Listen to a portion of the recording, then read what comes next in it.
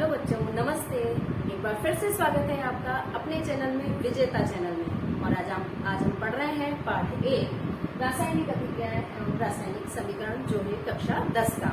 तो बच्चों, सबसे पहले हम बात करते हैं कि रासायनिक अभिक्रियाएं कहते किसे हैं। तो हमारे वातावरण में जितनी भी अभिक्रियाएं आप देख रहे हैं, वो सारी की सारी अधिकतर रासायनिक अभिक्रियाएं ही होती है। जैसे दही का जमना, लकड़ी का जलना, और भी हम कई सारी किसी भी चीज, लकड़ी जल रही है तो वो ऑक्सीजन की वजह से जल रही है, और हमारी गाड़ियां चल रही है तो वो पेट्रोल जल रहा है तो उस वजह से वो रासायनिक अभिक्रिया हो रही है। कागज का जलना, जंग लगना, ये सारी जो अभिक्रियाएं हैं, हमारे भोजन का पचना, हम खाना खा लेते हैं तो ये सारी जो रासायनिक अभिक्रियाएं हैं वो रासायनिक अभिक्रियाएं कहलाती हैं। अब रासायनिक अभिक्रिया में क्या चेंजेस हो सकते हैं, क्या गुण होते हैं, कई बार आपसे पूछ लिया जाता है कि क्या गुण है रासायनिक अभिक्रिया में। तो हम कह सकते हैं कि रासायनिक अभिक्रियाएं जो होती है वो अनुत्क्रमणीय होती है। अनुत्क्रमणीय का मतलब कि इनमें जो पदार्थ, नया पदार्थ बन गया है, उसे हम वापस से पुराने रूप में नहीं ला सकते। अनुत्क्रमणीय मतलब का, उत्क्रमणीय मतलब तो वापस ला सकते हैं, और अनुत्क्रमणीय का मतलब वापस नहीं ला सकते। एक बार दूध का हमने दही जमा दिया तो हम उसे वापस से दूध में परिवर्तित नहीं कर सकते, तो यह अनुत्क्रमणीय अभिक्रिया होगी। ये स्थायी होती है, दही को वापस से दूध में नहीं बदला जा सकता। स्थायी पदार्थ बन गए हैं इसमें, और नए गुणों वाले पदार्थ बनते हैं। तो इस तरह से हम कह सकते हैं कि रासायनिक अभिक्रिया में ये सारे गुण हमें पाए जाते हैं। ठीक है बच्चों, तो अब बात आती है कि रासायनिक अभिक्रिया को यदि हम समीकरण के रूप में लिख दें तो उसे रासायनिक समीकरण कहते हैं। रासायनिक समीकरण के रूप में कैसे लिखेंगे? जैसे हम चाय बना रहे हैं, तो हमें चाहिए दूध, चीनी, शक्कर, पानी, इलायची, ये सारी चीजें चाहिए, और इन सबसे मिलकर हमारी चाय बन जाती है। तो ये जो सारी चीजें हैं, दूध, चीनी, शक्कर, इन सारी चीजों को यदि हम प्लस कर करके लिखें, जिस तरह से मैं आपको बताऊं कि दूध लिख दिया हमने, चाय लिख दिया हमने, शक्कर लिख दी हमने, अगर इन सबको मैं इस तरह से करके और एरो बना के यहाँ पर लिख देती हूँ चाय, इन सबको मिलाने से हमारी चाय बन गई है। तो ये जो दूध, चाय, शक्कर, ये तीनों जो पदार्थ हैं, ये तीनों के तीनों जो पदार्थ हैं, ये कहलाते हैं क्रिया कारक। ये सब क्रिया करके और फिर क्या बना रहे हैं? चाय बना रहे हैं। तो चाय जो है वो हमारा कहलाता है क्रियाफल। तो इस तरह से इसे, जिस रासायनिक अभिक्रिया को हमने रासायनिक समीकरण के रूप में लिख दिया है। अब इस रासायनिक समीकरण को प्रॉपर रासायनिक समीकरण कब कहलाएगी? कि जब हम इन तीनों चीजों को उसके रासायनिक संकेतों के रूप में लिख देंगे, रासायनिक सूत्रों के रूप में लिख देंगे, तो हमारी जो अभिक्रिया है, जो हमने ये लिखी है, वो प्रॉपर रूप से रासायनिक समीकरण कहलाएगी बच्चों। तो अगर दूध, चाय और शक्कर का जो फॉर्मूला है हम यहाँ पर लिख दें, और चाय का फॉर्मूला हम यहाँ पर लिख दें, तो इस तरह से ये सब क्रिया करके और चाय बना रहे हैं, तो ये हमारी बन जाएगी रासायनिक समीकरण। यानी रासायनिक अभिक्रिया को प्रतीकों के रूप में लिखना, वो रासायनिक समीकरण कहलाता है। अब ये जो रासायनिक समीकरण बनी, वो कहलाएगी आपकी ढांचा समीकरण या कंकालीय समीकरण। क्यों कहलाएगी? क्योंकि इसके अंदर अभी अणुओं की संख्या समान नहीं है। ये जो एरो हमने बनाया है, इस एरो के लेफ्ट तरफ और राइट तरफ, दोनों तरफ अणुओं की जो संख्या होती है वो समान होनी चाहिए।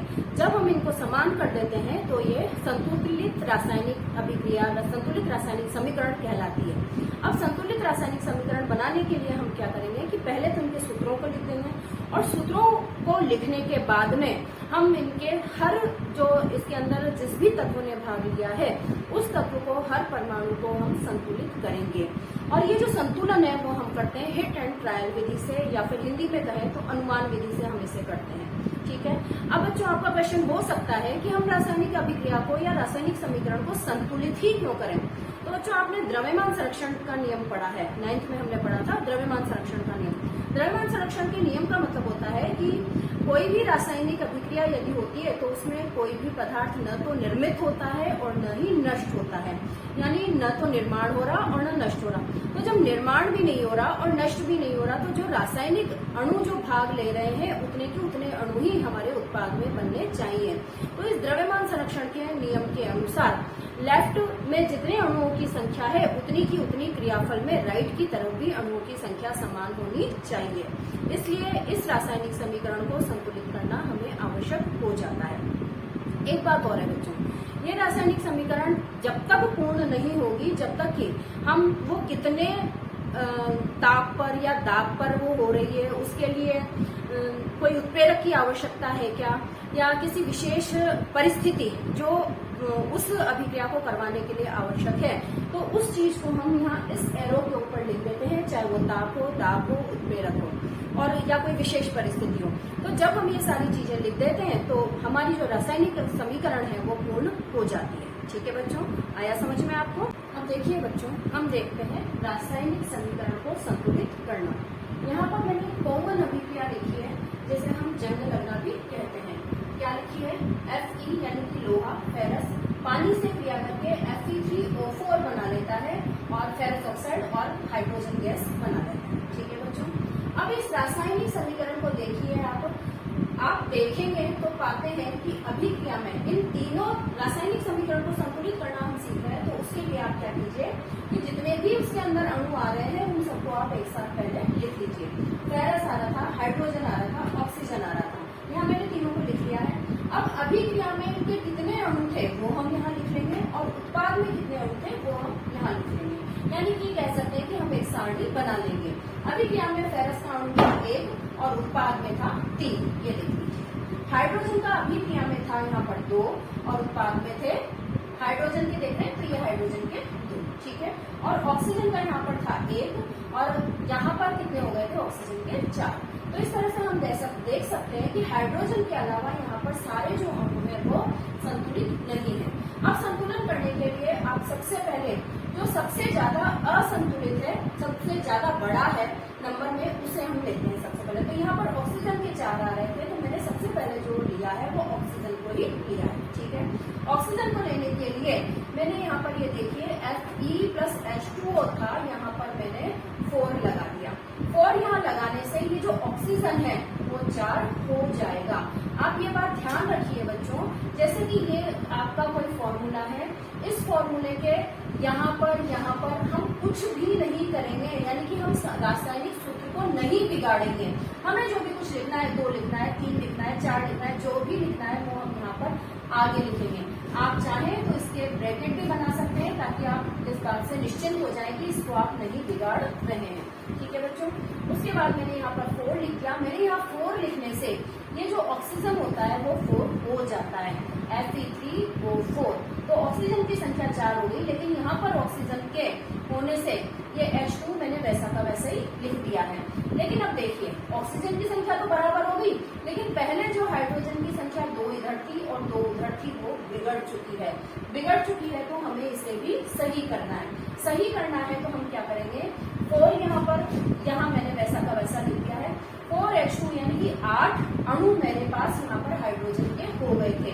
तो मैंने इधर की तरफ भी यहाँ पर 4 लगा देने से 4 दूनी 8, 4 लगा देने से यहाँ पर मेरे हाइड्रोजन के अणु हो जाते हैं 8। तो 8 अणु इधर हो गए और 8 अणु यहाँ पर हो गए। तो इस तरह से हमारी ऑक्सीजन की और हाइड्रोजन की जो अणु है वो दोनों तरफ बराबर हो गए हैं। अब हमारे पास बचता है फेरस के आगे देखिए Fe3 लगा हुआ है, Fe3 लग रहा है, जबकि लेफ्ट में हमारे पास फेरस का एक ही अणु है। तो अगर हम इस फेरस के आगे ये 3 लगा देते हैं, तो 3 लगा देने से ये देखिए 3Fe+4H2O। तो अब हमारे पास ये जो बना है Fe3O4 वो बिल्कुल सही इसकी संख्या हो जाती है और 4H2। तो इस तरह से आप इस समीकरण को देखेंगे ध्यान से, तो आप ये देखिए यहाँ पर हमारे जो तीनों तत्व थे, फेरस, हाइड्रोजन और ऑक्सीजन, इन तीनों की जो अणु है उनकी संख्या बराबर हो चुकी है। फेरस 3 दोनों तरफ हो चुका है। ये देखिए 3 हमने यहाँ आगे लगाया था, 3 यहाँ पर ऑलरेडी था, तो 3 और 3 अभिकारक में भी और क्रियाफल में भी दोनों तरफ 3 अणु है। हाइड्रोजन के देखिए 4 दूनी 8 लेफ्ट में है और 4 दूनी 8 राइट में है। और ऑक्सीजन यहाँ पर 4 है, आगे लगा हुआ है, इसका मतलब ये हाइड्रोजन में भी है और ऑक्सीजन में भी है। तो ऑक्सीजन के यहाँ पर 4 है, तो इधर भी यहाँ पर ऑक्सीजन के 4 है। इस तरह से बच्चों हम किसी भी रासायनिक जटिल से जटिल रासायनिक समीकरण हमें संतुलित करने के लिए दें, तो आप इस तरह से एक छोटी सी सारणी बना करके सबसे बड़ा तत्व पहले लेकर के और इन रासायनिक अभिक्रियाओं को संतुलित कर सकते हैं। ठीक है बच्चों, अब नेक्स्ट बच्चों हम आते हैं रासायनिक अभिक्रियाएं जो होती है वो कितने प्रकार की होती है। जो रासायनिक अभिक्रियाएं मुख्य रूप से 4 प्रकारों में विभाजित की गई है: संयोजन अभिक्रिया, वियोजन अभिक्रिया, विस्थापन अभिक्रिया और द्विविस्थापन अभिक्रिया। तो इस वीडियो में हम जो पढ़ रहे हैं वो 2 ही अभिक्रिया के बारे में पढ़ रहे हैं, संयोजन अभिक्रिया और वियोजन अभिक्रिया। संयोजन अभिक्रिया किसे कहते हैं भाई? दैनिक जीवन में बहुत सारे उदाहरण हम देख रहे हैं, जैसे पानी का बनना, CO2 का बनना। इसके अंदर क्या होता है कि कोई भी 2 पदार्थ जो होते हैं वो क्रिया करके एक नए पदार्थ का निर्माण करते हैं। तो अगर उन 2 पदार्थों में A और B सिंपल फॉर्म में लिखे, A और B के रूप में लिखे हूँ तो ये मिलकर C पदार्थ का निर्माण कर रहे हैं। A और B क्रियाकारक हो गए और C जो है वो क्रियाफल हो गया। तो जब 2 या 2 से अधिक पदार्थ मिलकर किसी नए पदार्थ का निर्माण करते हैं, एक नए पदार्थ का निर्माण करते हैं, तो इसे हम संयोजन अभिक्रिया कहते हैं। परिभाषा हम इस ढंग से लिख सकते हैं। इसके उदाहरणों के रूप में हम देख सकते हैं, सबसे सिंपल जो उदाहरण आप याद कर सकते हैं वो है C+O2, carbon plus oxygen. Carbon और ऑक्सीजन मिलकर CO2 का निर्माण करते हैं, कार्बन डाइऑक्साइड का निर्माण करते हैं। जब भी हमारे क्वेश्चन ये आता है कि संयोजन अभिक्रिया किसे कहते हैं, तो आपको वो नहीं कहे कि उदाहरण दीजिए या समीकरण लिखिए, फिर भी आपको संयोजन अभिक्रिया की किसी भी जो भी अभिक्रिया पूछी गई है उसकी परिभाषा लिखकर और आपको एक समीकरण लिखनी ही है और उसे समझाना है। दूसरी अभिक्रिया हम ये देख लेते हैं, जैसे हाइड्रोजन और ऑक्सीजन मिलकर के पानी का निर्माण करते हैं। 2H2O प्लस O2 मिलकर के बना रहे हैं 2H2O। ठीक है बच्चों, अगली तीसरी समीकरण देखिए, CaOH4 ट्वाइस। CaOH4 ट्वाइस जो है वो चूना है, CO2 ऑक्सीजन के बुझा हुआ चूना जो हम पुताई में काम में लेते थे पहले के जमाने में, आज भी लोग लेते हैं। तो वो चूना एक्वस AQ मैंने इसमें लिखा है, यानी इसकी अवस्था भी मैंने लिख दी है। तो एक्वस पानी में घुला हुआ चूना है, CO2 CO2 के रूप में है। ये पानी में घुला हुआ जो चूना है, बुझा हुआ चूना, ये कार्बन डाइऑक्साइड के साथ क्रिया करके CaCO3 कैल्शियम कार्बोनेट का निर्माण करता है और साथ ही पानी का निर्माण भी करता है। कैल्शियम कार्बोनेट सॉलिड अवस्था में होता है और पानी लिक्विड अवस्था में होता है। इस अभिक्रिया के लिए बच्चों एक क्वेश्चन ये बन जाता है कि जब हम चूने से पुताई करते हैं तो दीवारें हमें उस टाइम पर तुरंत सफेदी नजर नहीं आती, लेकिन 2-3 दिन बाद पुताई करने के 2-3 दिन बाद हमें दीवारें ज्यादा चमकदार और सफेद नजर आती है। तो ऐसा क्यों होता है? ऐसा इसलिए होता है बच्चों की इससे जो हमने पुताई करी है, कैल्शियम हाइड्रोक्साइड से जो हमने पुताई करी है, वो वायुमंडल की कार्बन डाइऑक्साइड के साथ क्रिया करके, जो कि कार्बन डाइऑक्साइड कमरे के वायु में है, कार्बन डाइऑक्साइड के साथ क्रिया करके CO3 कैल्शियम कार्बोनेट, जिसे हम आम भाषा में संगणमक भी कह देते हैं, इसका निर्माण कर लेता है कैल्शियम कार्बोनेट का। और कैल्शियम कार्बोनेट जो होता है वो इस कैल्शियम हाइड्रोक्साइड से ज्यादा सफेद और ज्यादा चमकदार होता है, इसलिए ये 2-3 दिन के बाद में हमें जो दीवारें होती है वो ज्यादा चमकदार नजर आती है। तो मैं आशा करती हूँ बच्चों कि अगर ये क्वेश्चन आ जाता है तो आप इसको आराम से लिख सकते हैं। अगर आपको मेरा वीडियो पसंद आ रहा है तो शेयर कीजिए, सब्सक्राइब कीजिए और लाइक कीजिए। बच्चों आगे हम पढ़ रहे हैं वियोजन अभिक्रिया। वियोजन अभिक्रिया, वियोजन अभिक्रिया क्या होती है? परिभाषित करें तो हम कह सकते हैं कि कोई भी एक पदार्थ जब 2 या 2 से अधिक पदार्थों में टूट जाता है तो उसे हम वियोजन अभिक्रिया कहते हैं। सिंपल अगर लिखना चाहें तो जैसे ये A पदार्थ है और ये B और C 2 पदार्थों में टूट गया है। ठीक है, इसके उदाहरण देखते हैं।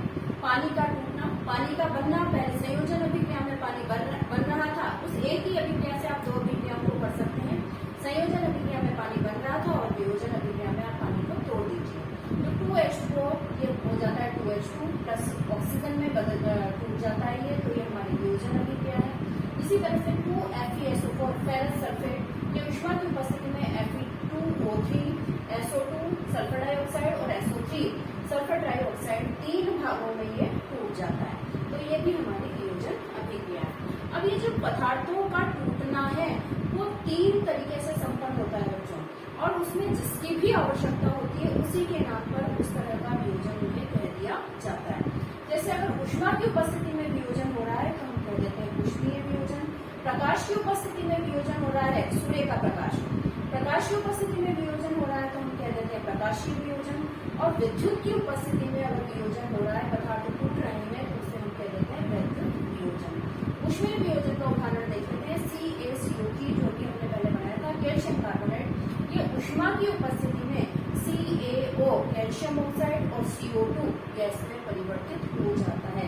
ये एक पदार्थ ऊष्मा की उपस्थिति में दो पदार्थों में टूट रहा है, इसलिए हो गया उष्मीय वियोजन। प्रकाशीय वियोजन का उदाहरण देखते हैं। AgCl 2AgCl जो होता है वो 2Ag सूर्य के प्रकाश में रख दिया जाए यदि से तो ये 2Ag प्लस Cl2 में विभाजित हो जाता है। इस वाली ये जो अभिक्रिया है बच्चों, जिसमें सिल्वर क्लोराइड जो है वो सूर्य के प्रकाश में सिल्वर में और क्लोराइड में परिवर्तित हो रहा है, इस वाली अभिक्रिया का उपयोग श्याम श्वेत जो फोटोग्राफी की जाती थी उसके अंदर इस वाली अभिक्रिया का प्रयोग किया जाता था। तो आपसे पूछा जा सकता है कि श्याम श्वेत अभिक्रिया में श्याम श्वेत फोटोग्राफी में कौन सी अभिक्रिया का उपयोग किया जाता है?